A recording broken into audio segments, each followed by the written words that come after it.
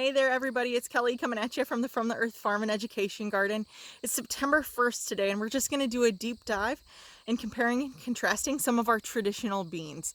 These crops tend to really be, we're growing with them, I'll say, learning more about them as we have a little bit more experience with them. So it's really fun to see some similarities and some differences between the crops, and let's check out two of them today. So the first beans that we're going to take a deep dive into are our Muncie beans. One of the really cool things about these beans is that we grew them for the first time last year. So we now have a little bit more experience in getting to know them.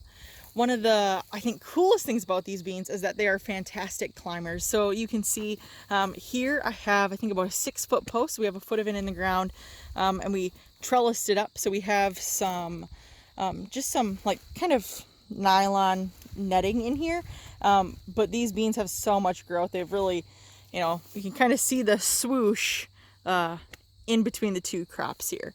One of the other really cool things that I like seeing about these beans is that they actually flower in 2 different colors. I think that's really unique. Most beans either have purple or white, or I've seen some with red flowers. But these beans actually have both color flowers on the same plant, so that is kind of fun. These beans, as we get to know them a little bit more, we definitely find that they tend to be a later maturing bean. So you can see we have a little bit different of pod set going on.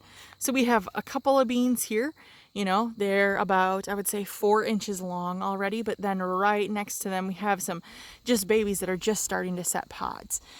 These beans are fairly late maturing. I'm actually a little bit nervous if we'll be able to get seed from them or not. I mean, last year it was a little touchy as well. We were able to harvest some seeds that we had saved and replanted them here. So that's pretty exciting. And it looks like we're going to be in the same boat again this year. We planted them even earlier this year than we did last year in hopes that we maybe wouldn't run into this worry again. But here it is at the beginning of September. But looking at where they are this year compared to where they were last year, I'm still hopeful that we'll be able to save some seeds off of these beans again. But they are just, man, have a beautiful pod here, some nice coloring going on. We're saving these beans for drying, so maybe something like putting in a soup or something like that later on. Oh my gosh, do you guys see this? We have a bee. Was just there hanging out with these beans. So that's something that I find to be really cool. Just so much life going on in this crop.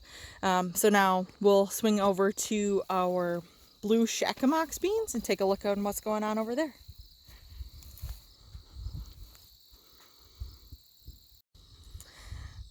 So I said that we were taking the tail of 2 different beans today. These are our blue Shakamox beans, and you can tell they look very, very different than our Muncie beans. These beans were a much earlier maturing bean. So you can see on here, we have some really dry pods already. We're actually going to go through later on this week and go through and harvest them. But I'm kind of excited just to crack one open here and see what's on the inside.